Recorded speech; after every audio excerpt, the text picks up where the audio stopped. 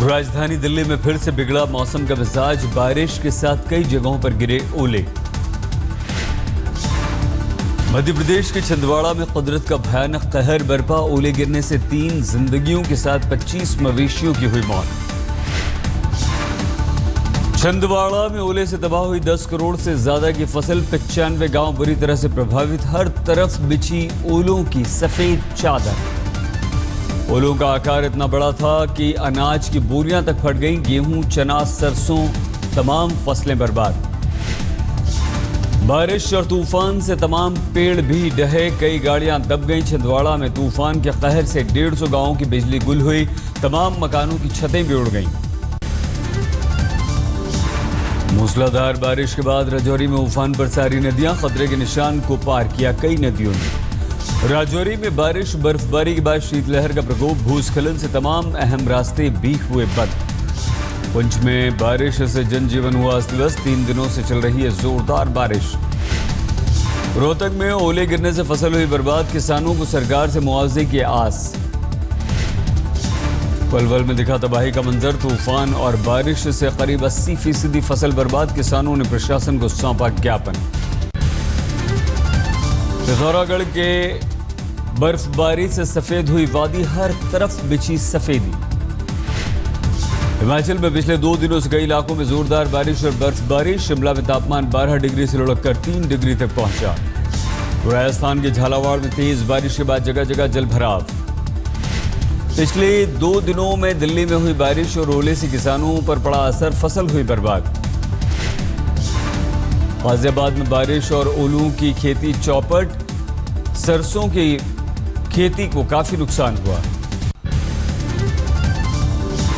कुल्लू से लापता 6 पर्वतारोहियों को किया गया रेस्क्यू, चंद्रखानी के हेलीकॉप्टर के जरिए लाया गया, परिजनों ने ली राहत की सांस। रेस्क्यू के बाद सभी पर्वतारोहियों को प्राथमिक उपचार के इलाज में भर्ती कराया गया, एक की स्थिति गंभीर। लापता 2 और पर्वतारोहियों की भी मिली जानकारी, 70 घंटे से भी ज्यादा समय तक बर्फबारी में फंसे थे सभी युवक। रेस्क्यू के बाद सुरक्षित निकाले गए युवकों ने सुनाई आप बीती, कहा बर्फ और केचुए खाकर किया गुजारा।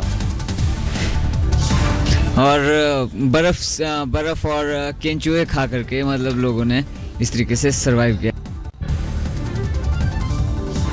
आज छत्तीसगढ़ के दौरे पर जाएंगे कांग्रेस उपाध्यक्ष राहुल गांधी, पदयात्रा करेंगे।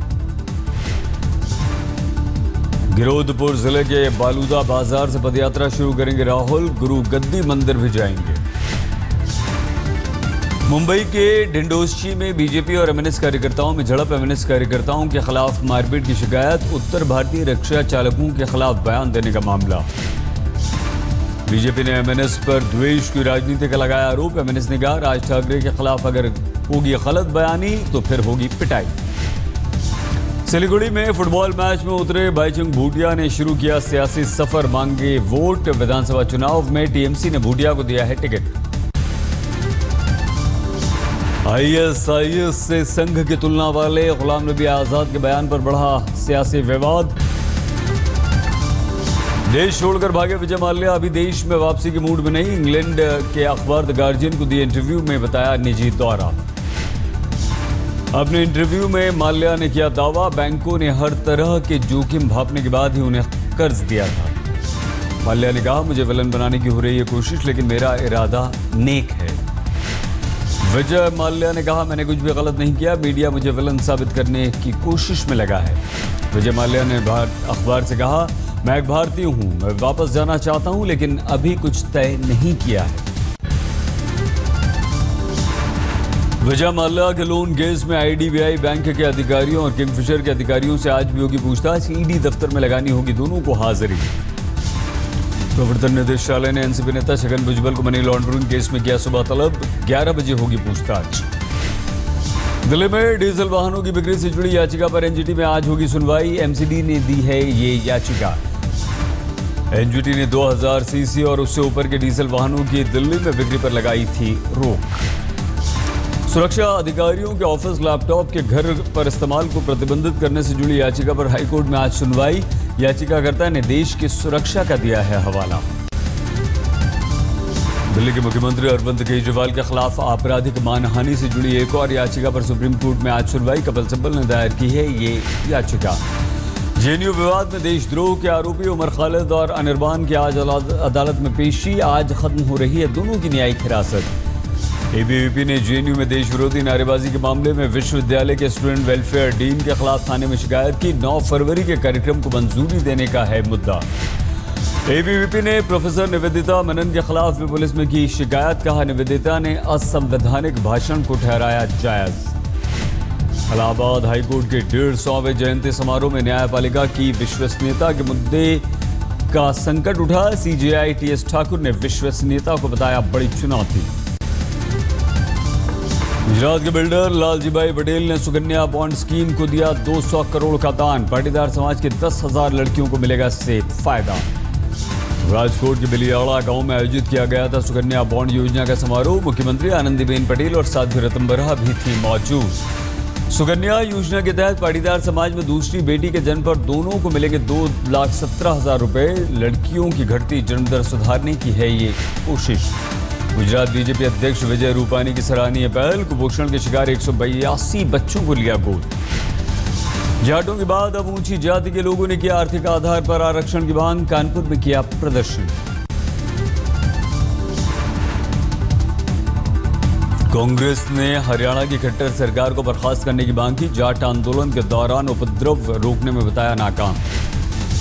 All India Muslim personal law board को 27 मुस्लिम पर्सनल लॉ की चिंता। रांची में बैठक की आयोजित। सोने पर बड़ी एक्साइज ड्यूटी के खिलाफ जौहरियों का देश भर में प्रदर्शन। 17 मार्च को दिल्ली के रामलीला मैदान में होगा बड़ा प्रदर्शन। उसकी तैयारियां शुरू। इम्फाल में 3 चर्च पदाधिकारियों की गिरफ्तारी का विरोध। प्रदर्शनकारियों ने इम्फाल जरीबाम हाईवे को किया बंद। मध्य प्रदेश के मंदसौर में 3 लुटेरों को भीड़ ने पीट कर मार डाला। लुटेरों ने फायरिंग कर एक बच्चे समेत 4 लोगों को कर दिया था घायल।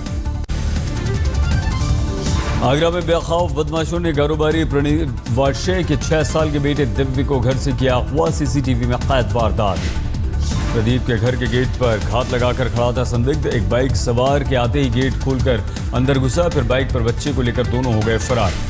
आगरा पुलिस ने सील की सीमाएं, लेकिन बच्चे और अपराधियों का अभी तक पता नहीं। परिजनों का रो रो कर बुरा हाल। दिल्ली से सटे नोएडा में कुछ रईसजादों ने फास्ट फूड शॉप में दुकानदार से मारपीट की। सीसीटीवी में कैद हुई तस्वीरें। शिकायत के बाद भी पुलिस नहीं कर रही है गिरफ्तार।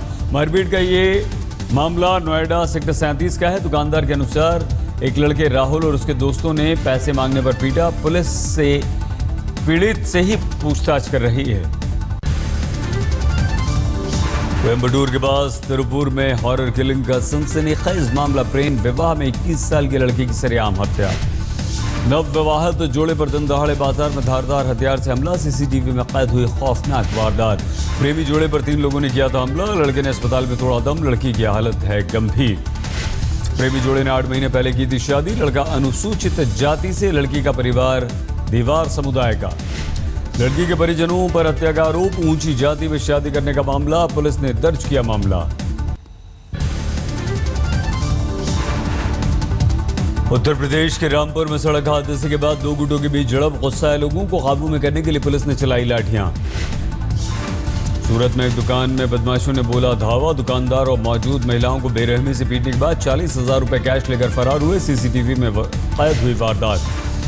मुजफ्फरनगर जेल पर प्रशासन का छापा। छापेमारी के दौरान 21 मोबाइल फोन के साथ आधा किलो चरस बरामद। छत्तीसगढ़ के महासमुंद में आदमखोर भालू ने 3 लोगों को मौत के घाट उतारा। बाद में मार दिया गया भालू। दिल्ली के सीलमपुर में अवैध संबंधों के शक में बुजुर्ग मां ने बेटी की हत्या की। आरोपी महिला पुलिस की गिरफ्त में। मुरादाबाद में एक्साइज ड्यूटी के विरोध में ज्वेलर्स का प्रदर्शन। वरुण गांधी के खिलाफ भी की नारेबाजी।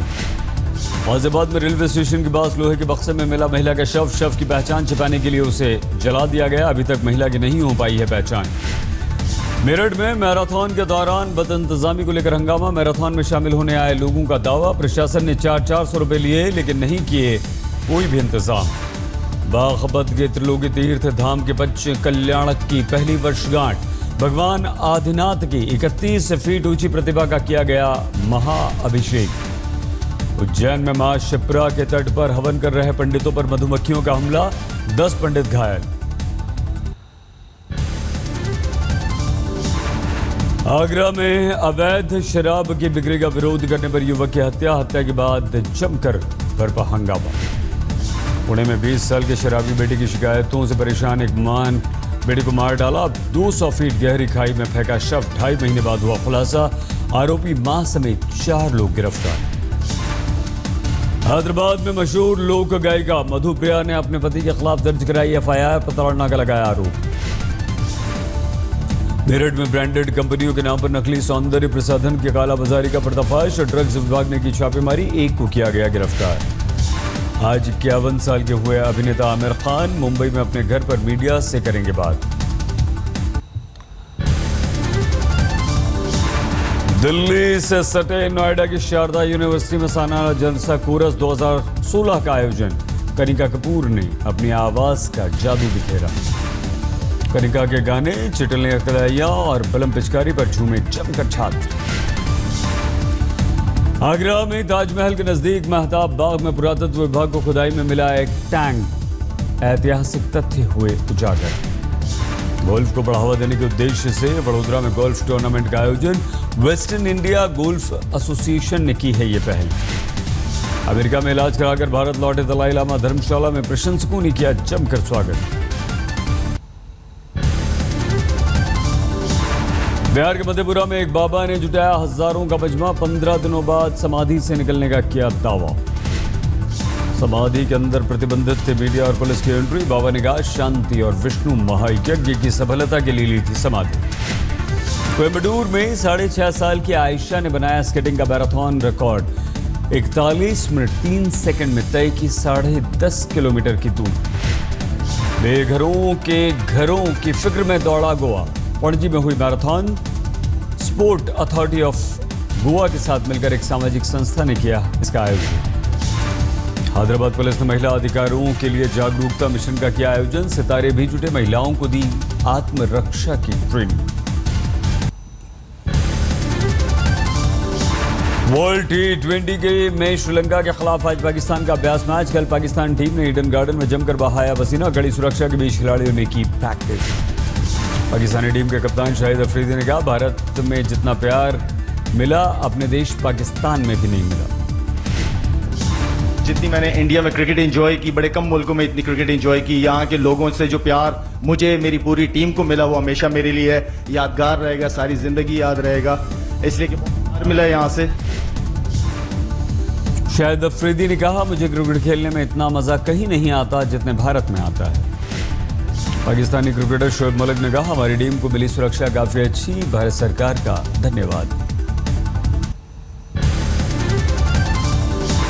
वर्ल्ड T20 के फर्स्ट राउंड ग्रुप ए के मुकाबले में बांग्लादेश ने ओमान को दी करारी शिकस्त। तमीम इकबाल ने ठोका तूफानी शतक। बांग्लादेश ने 2 विकेट खोकर बनाए थे 180 रन। डकवर्थ लुइस के कारण ओमान को 12 ओवर में मिला था 120 रनों का लक्ष्य। 9 विकेट खोकर सिर्फ 65 रन बना सकी ओमान की टीम। वर्ल्ड T20 के अभ्यास मैच में वेस्टइंडीज ने ऑस्ट्रेलिया को हराया। 3 विकेट से दी मात। ऑस्ट्रेलिया ने वेस्टइंडीज के सामने जीत के लिए 162 रनों का लक्ष्य रखा। वेस्टइंडीज ने 1 गेंद रहते 7 विकेट खोकर वेस्टइंडीज की जीत में हीरो रहे कप्तान डारन सैमी। 28 गेंदों पर 50 रनों की नाबाद तूफानी पारी खेली।